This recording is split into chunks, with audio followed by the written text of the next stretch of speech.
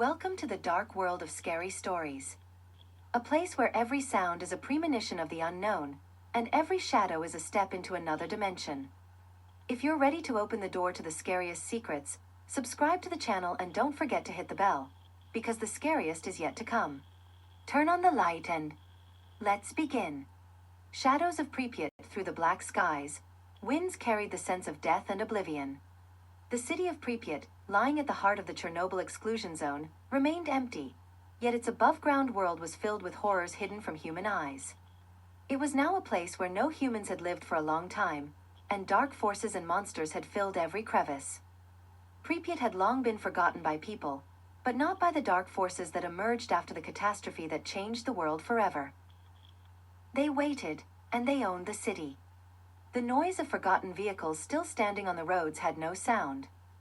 Once, it had been a vibrant part of the USSR, where people worked at the nearby nuclear power plant, rejoicing in their youth and plans for the future. But the 1986 catastrophe took everything that could remind them of the place where human hearts once beat. Yet, not everything disappeared.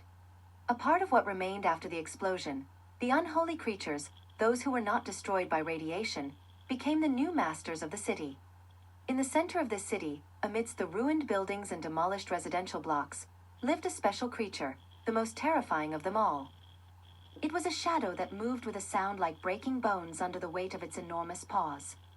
The creature had no form, and it could only be seen through its eyes, large and red, glowing in the darkness. It was the embodiment of the most horrifying part of Chernobyl, the remnants of evil left behind by radiation. But one day, a team of researchers arrived in Pripyat. They came seeking to gather information about the anomalies that emerged after the catastrophe. Legends about the city frightened even the most experienced scientists, but someone decided to uncover this mystery. They did not know what awaited them. This team, led by Dr. Alexei Horrifying, arrived in an old cargo van, with worn lines on the back doors and a sense of anxiety. They navigated through thick underbrush, their flashlights barely illuminating the paths, which were hard to find among the old buildings. Every sound around them, from the rustling of trees to distant rumbles, resembled muffled groans. As they walked through the central square of the city, they stopped near a huge, damaged building. It was a former school, its walls covered with black stains. Broken children's toys and soles of old shoes lay in the dust. But there was one more thing that caught their attention: the smell of rot and dust filling the air. The research team then began their work. They recorded radiation readings, but something was off. The radiation was not normal. It was unstable, changing from moment to moment, depending on the location. And, as they would later discover, it was this instability that gave rise to the creatures. These anomalies weren't just physical changes to the surrounding world. The city became a dark field for experiments with reality. It turned out that inside Pripyat, space itself was distorted. Sounds from other dimensions shifted. Echoes of those who had once lived here transformed into whispers, hindering their mental focus. They tried to contact their base, but their radios didn't work. Every day they spent in the city, they grew more nervous, and their survival instincts became dominant. One of them disappeared, and no one could explain where he had gone. Searches yielded nothing. Every time they found only tracks that led to the most grotesque places. Then they learned the truth. The city of Pripyat was not just abandoned, it was infected, not only physically but spiritually. The creatures that emerged after the catastrophe had become part of this world. They could not die. Even those who disappeared among the ruins became part of them, as their soulless servants. Meanwhile, one of the researchers, Ivan, decided to leave the group and venture deeper into the city. He had been fully taken over by the dark forces that compelled him to move. Time and space no longer existed for him. But when the last remaining members of the team reached the city center, they saw that all that remained was one relentless gaze from the monster. Its enormous eyes glowed in the darkness, and every glance tore their hearts into pieces. And so, just before the entire team became part of the monster, they realized one thing. There was no place for salvation in Pripyat. Everyone who entered stayed there forever. Time had no meaning.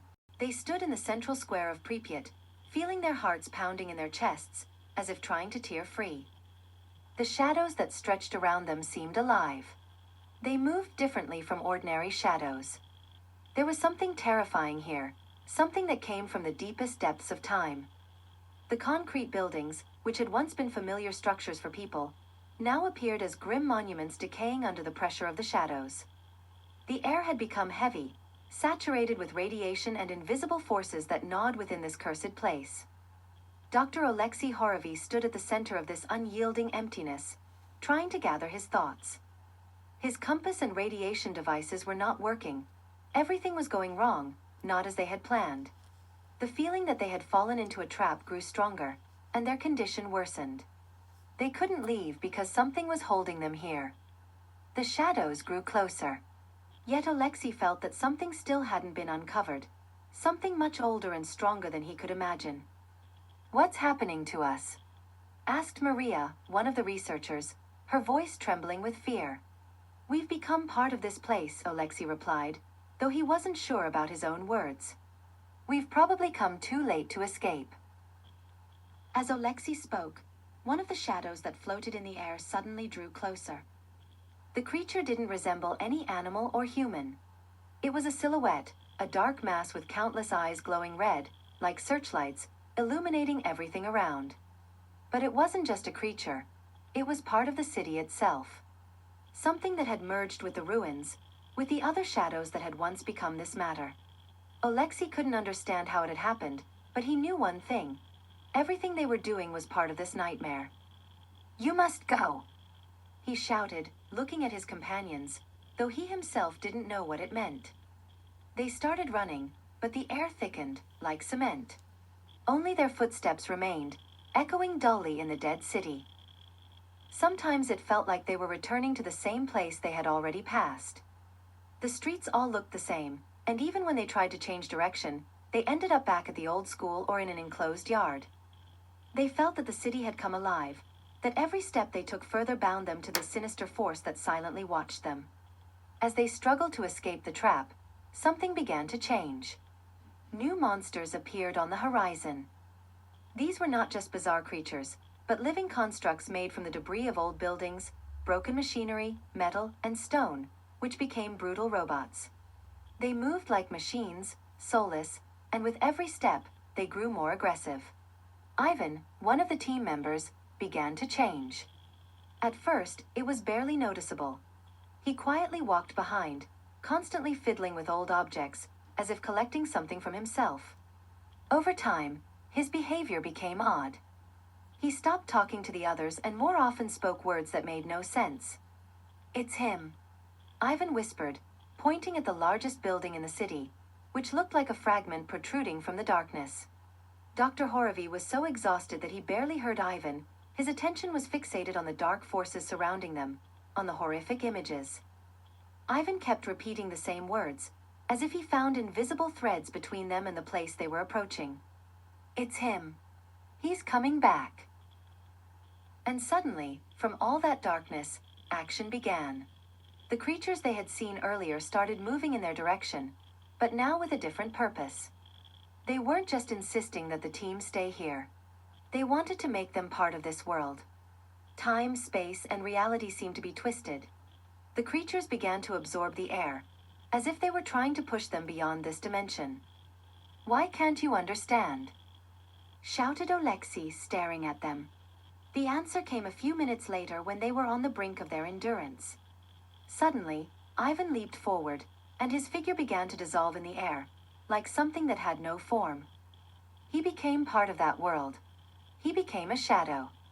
Everyone began to understand. There was no way to just leave your body in Pripyat. You became part of it, and you no longer had the right to freedom. Realizing this, Alexei and the others tried to gather their strength and break free, but they didn't even know if there was an escape. The city, which couldn't exist in reality, had long since destroyed the boundaries of time. And since then, they remained the same as everything around them, parts of an endless nightmare. Now, even their screams couldn't pierce the darkness. They were part of this place. Their eyes no longer saw the world, only the endless darkness that stretched around them like a black cloth, absorbing every trace of their existence. The wind, which once swept through the dead city, had now become their only companion. It penetrated their lungs, cold and bitter, like death itself. Oleksiy felt his hands turning to stone, and his heart beating harder with every moment. This wasn't just fear. It was part of the transformation. He was no longer human, but not quite what the monsters of the city had become either.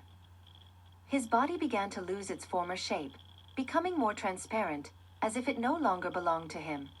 He tried to hold on to reality, but the more he resisted, the more he felt his very existence crumble away. Maria, walking beside him, desperately tried to find a way out, realizing that they were no longer just researchers, they had become victims of this cursed place. She looked around, but everything was empty. Her voice echoed dully, "We can't stay like this, we have to find a way back." But the more they tried to move forward, the more they felt the city shifting around them, not giving them a chance to escape. The streets they had passed over and over again now seemed different, hostile in their familiarity, with new invisible corridors leading them deeper into the darkness. Ivan, who had now become nothing more than a shadow, continued his transformation as if he were part of this nightmare. His figure grew more intangible, until it finally dissolved into the darkness, leaving only a whisper that wrapped around their ears. The whisper made them feel as though they weren't walking on their own feet, that they were losing control over their existence. They were no longer human. They had become part of this forgotten world. We can't escape," Oleksiy whispered softly, feeling his strength draining away. His words no longer came from his lips, but from that part of the city that had turned into him. They were all already parts of this city, its whisper, its moan. Once again, it seemed everything was lost. And suddenly, from the darkness, another figure emerged. It was a large black silhouette standing against the ruins of one of the old buildings. Its eyes had no light, but they stared at them as if the entire city was watching them at once. "You thought you could leave?" The voice of this creature was deep, yet there was something in it that froze them. "This is not your reality. You are no longer in reality. This is part of us." At that moment, Oleksiy realized that they had fallen into a trap with no way out. And it wasn't just a trap. It was part of what had happened to Pripyat. The city had consumed them, just as it had once consumed the people who lived there. It was a place that no longer obeyed the laws of nature, where reality and fiction had intertwined into one invisible knot. "We will never leave here," Oleksiy thought. "We have become part of this mystification, part of this old, cursed city. All that remains are traces that lead into the darkness." And then, with all its power, a creature appeared before them. Not just a being, but the very essence of Pripyat. A black phantom, radiating anomalies around it.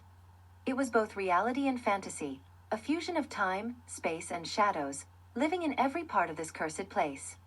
It was not a physical body, but a projection of horror and oblivion. The creature extended its hand, or rather, its shadow, which enveloped everything around them. They tried to resist, but all they felt was a calm, inverted sensation of their existence. Time became unnecessary.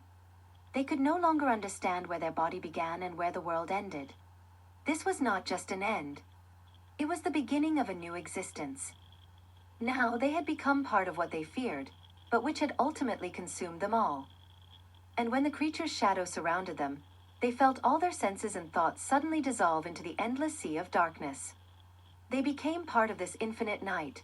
Their bodies no longer felt the weight, and their minds no longer perceived time. The only thing clear was the sense that they remained here, in this city where there was no time, no death, and no life. Now, when they could no longer determine whether they were still alive or had simply become an element of this non-existent world, they realized that Pripyat was no longer just a city. It was a place where reality and fantasy merged, where all emotions and memories had become part of its horrific essence.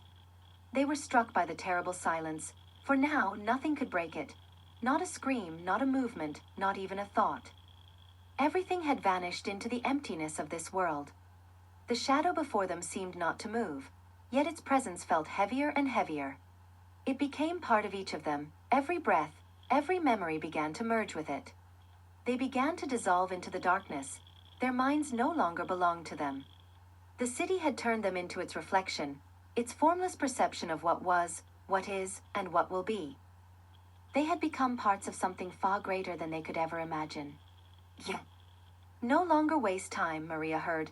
The voice was deep, as if it came from the depths of an abyss. She turned her head, but saw no one who had spoken. She only felt this strange influence filling her consciousness, as if all her memories had intertwined with something else. "What is this?"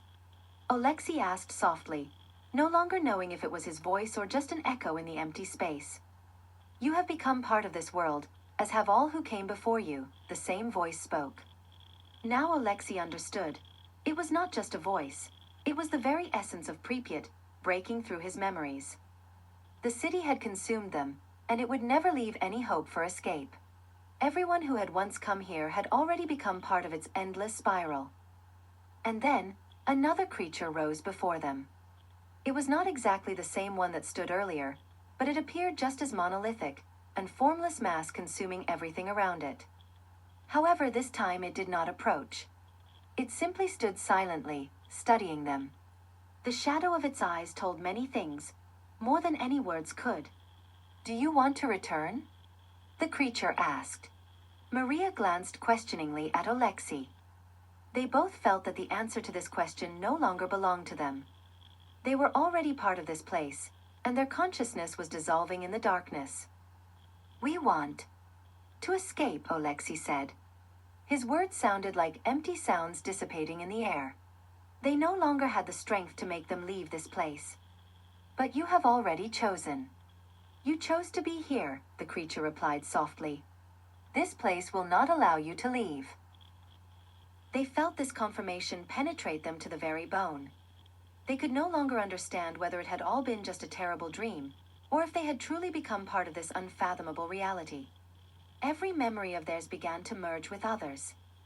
Everything they had seen in the past, the merciless disaster at the Chernobyl station, every moment of their lives, even all their fears and desires, blended into one stream, one they could not fight against. "Now you are part of us," the creature said, and in its words, there was no longer malice or fear. It was a simple statement of fact that could not be changed. And that was their final thought, the last echo of their consciousness, as they were completely consumed by the darkness. From that moment on, their images, their thoughts, and their souls became part of the city. They were no longer human. They had become shadows, wandering in the endless labyrinth of ruins, alive only in the sense that the essence of Pripyat allowed them to be. The city no longer demanded their bodies.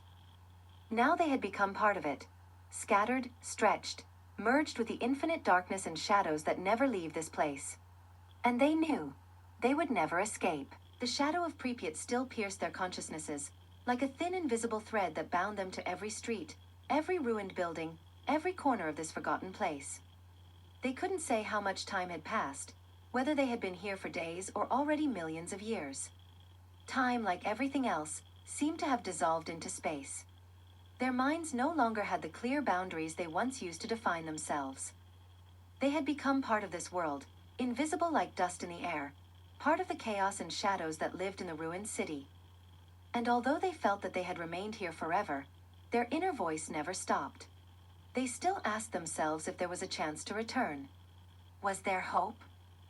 Here, among these endless fragments, amidst this horrific silence, for a brief moment, they felt how the city's monsters and cursed anomalies began to treat them less aggressively.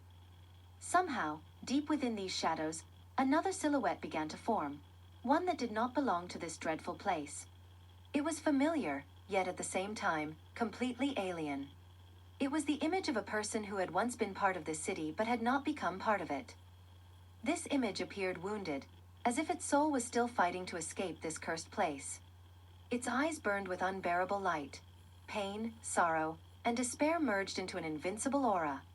"Don't you understand yet?" The silhouette quietly spoke. Its voice was wounded, like the very fabric of this city, but it clearly rang out amidst the grave silence. "This is not just a city. It is a trap for souls. You cannot just leave it." Maria lifted her gaze and looked at this incomprehensible vision. She felt the familiar feeling of fear, but also surprise, as her body no longer obeyed the laws of this world. She was as much a part of this city as everyone else, but she began to feel something else. Her soul longed to understand this city, to see what was happening to it. You must understand, the silhouette continued, moving its hands. Pripyat is not just a place where accidents happened. It is not just a zone that consumed people. It is a field that gives birth to the very essence of everything that has happened here. Oleksiy could not shake this feeling. He realized that they had not just become victims. They had become part of the very process. They had merged with the city, as it had merged with what was once alive. They had become its shadows, its reflection, its invisible force that enveloped everything around them. But this was not the end. What must we do? Maria asked, her voice now as soulless as the surrounding shadow. She was part of this horror, and her question no longer made sense. She was no longer searching for a way out. She could no longer feel the old hope that had once been her strength. To free yourselves, you must understand its essence, the silhouette replied, its face becoming clearer. You have become part of this, but you can still influence it. You must break the cycle. This was a feeling that became clear to each of them. They could not simply leave this place. They had to break this closed loop, disrupt this non-linear reality. Something in their hearts and minds responded to this feeling. They were part of it, but they had the power to influence this reality, to change it. From the depths of their thoughts, a plan began to awaken. They had to gather all the remnants of their strength to understand how this city had become their prison, and perhaps find a way to change their fate. With these thoughts, they approached the ruins of an old building, which was no longer just a structure, but part of this evil that surrounded them. It was like a living creature, sucking in energy, ruthlessly consuming everything around it. Here, in the very heart of this dark ruin, they began to feel that something was changing. A new strength, a new impulse, began to appear in their hearts, one that seemed like the possibility to change this place. They gathered everything they had, memories, emotions, pains, fears, and all of it began to overflow into the reality of this world. Their hands regained form. Their thoughts became clearer, and the darkness began to recede. We're not completely lost yet, Maria said, her voice strong, though filled with doubt. They all felt it. They had become part of something great, but not helpless. They had the power to change this world, to break its laws, and to shatter the cycle that had held them here for so long. With this new understanding, they moved forward, to the heart of the city, to finally stop its endless movement and perhaps find a way out of this labyrinth of shadows and fears. It seemed that every step brought them closer to something important, but it was only an illusion. Each of their movements seemed to lose its purpose, sinking them deeper into a labyrinth that would never end. The city was not just desolate, it was alive. It changed, it watched, and every movement they made was part of this endless process. Maria, Oleksiy, and the remnants of their human souls moved through old streets, now nothing more than charred outlines of buildings. They passed destroyed monuments, shattered windows, moss-covered walls. But every house, every step, turned out to be part of yet another great nightmare hanging over them, like something formless and invincible. What are we looking for? Maria asked, her voice now sounding merciless. She knew the answer to this question couldn't be simple. The city had no heart. It had no essence that could be understood. All that remained was the infinite darkness and their futile attempts to find a way. Oleksiy heard her question, but did not respond. He didn't know. What could they find? How could they break this endless cycle, this labyrinth? The city around them gave no answers. Only its cold walls and impenetrable darkness seemed to be the only real things left. But then, amidst this gloom, they felt it, the presence standing before them. It wasn't entirely physical, but the terrifying sensation of its presence overwhelmed everything around them. It was Pripyat itself, the very soul of this cursed place. It had become the face of the city, a reflection of all its horrors and forgotten memories. The entity began to speak. Its voice didn't come from outside, but from within, piercing their consciousness like a whisper coming from the very city itself. You seek an exit, but you are already part of us. This city is not just an empty void. It is alive and you have become part of it. You will not escape. You are with us forever. From its words, the world around them trembled. The city began to breathe, and its darkness grew even thicker. Every street, every turn, every movement was calculated and felt like part of a great, merciless machine that seemed to turn the wheel of time and force them to walk in circles, with no chance of escape. "Can we really not escape?" Maria said, and in her voice, there was no longer despair, but anger. She no longer wanted to be part of this nightmare. All her thoughts were now focused on fighting. She had to find a way to stop this place, to sever its connection with them. And then something unexpected happened. The darkness around them began to change. It dissipated, as if something was crumbling within this world. The streets, once endless, began to fade and compress. The city seemed to feel their resistance and began to change its form. The memories that had long been held within its walls began to return, their outlines merging into a new reality. "We're not done yet," Oleksiy whispered. It was more than just a fight for an exit. It was a fight for the return of reality. They had to break not only the laws of this place, but also the very essence of what they had become. They had to shatter this anomaly, sever the connection it had made with their souls. Well, they could try. They felt how the energy they had gathered from all their memories, fears, and desires began to accumulate in their bodies. Their consciousness took form once again, like the flare of a candle breaking through the darkness. "We can turn this place back into what it was," Maria shouted. Her voice now carried a resolve that seemed absent just a few moments ago. They had no intention of giving up, even if they had to summon this entity and destroy it themselves. And there it was, the very essence of Pripyat, dark, enormous, devouring everything around. It absorbed itself into every part of this world and then released it back. However, they already knew that there was one way to change its nature, to become its shadows, and then break free from its embrace without giving it their souls. With the last burst of energy, they merged their memories, fears, and tried to find the path that could break this endless cycle. Something in the city began to crack.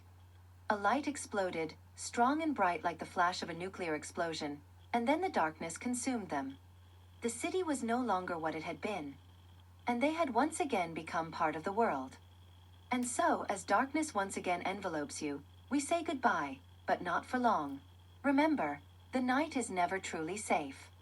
Subscribe so you don't miss the new horrors, and come back when it's time for new nightmares. Beware of the shadows, they are always near. Until next time.